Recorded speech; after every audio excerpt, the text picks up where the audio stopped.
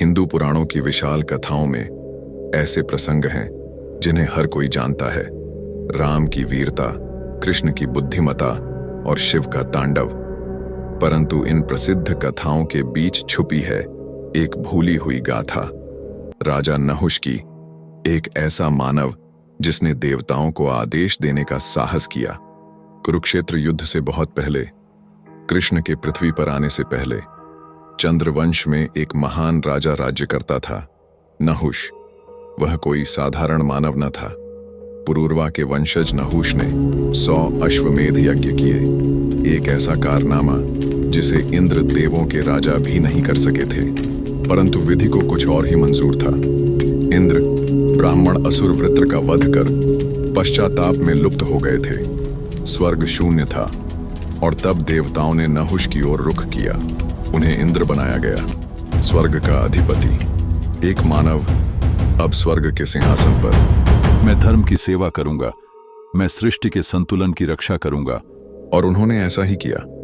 प्रारंभ में नहुष ने न्याय, विनम्रता और विवेक से राज्य किया और ऋषि भी उनकी प्रशंसा करने लगे। परंतु इंद्र का सिंहासन केवल शक्ति नहीं, परीक्षा भी है। धीरे धीरे उनका हृदय बदलने लगा। दिव्य आभूषणों में लिपटे, देवताओं से पूजित नहुष का अहंकार बढ़ा। अब उन्हें लगने लगा कि वह इंद्र से भी श्रेष्ठ हैं। मैं स्वर्ग का राजा हूं, ऋषि भी मेरी सेवा करें। और फिर उन्होंने स्वयं सप्तर्षियों में से 7 महान ऋषियों को अपनी पालकी उठवाने की मांग की। उनमें से एक थे अगस्त्य मुनि, कद में छोटे पर तप में महान। पालकी डगमगाने लगी। अगस्त्य की चाल दूसरों से छोटी थी। नहुष क्रोधित हो उठे। तेज चलो, हे ऋषियों, स्वर्ग के राजा के लिए तुम बहुत धीमे चलते हो।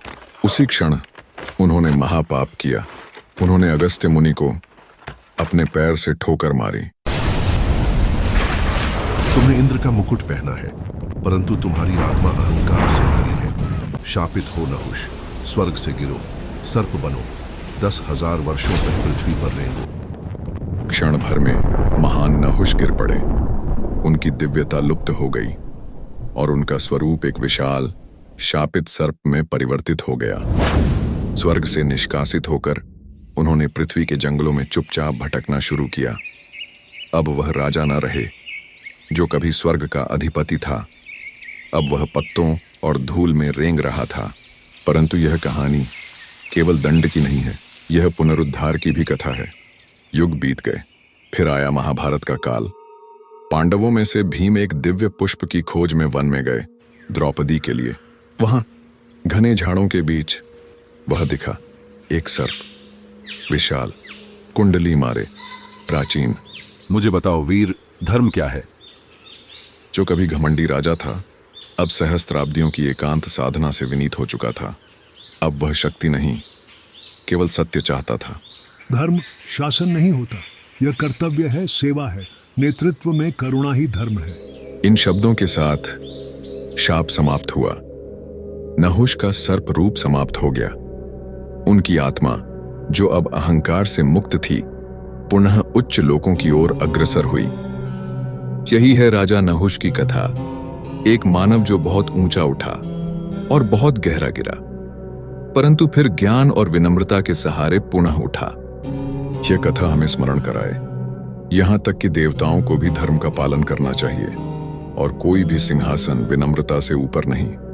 ऐसी ही रोचक कहानी के लिए चैनल को सब्सक्राइब करना न भूलें। धन्यवाद।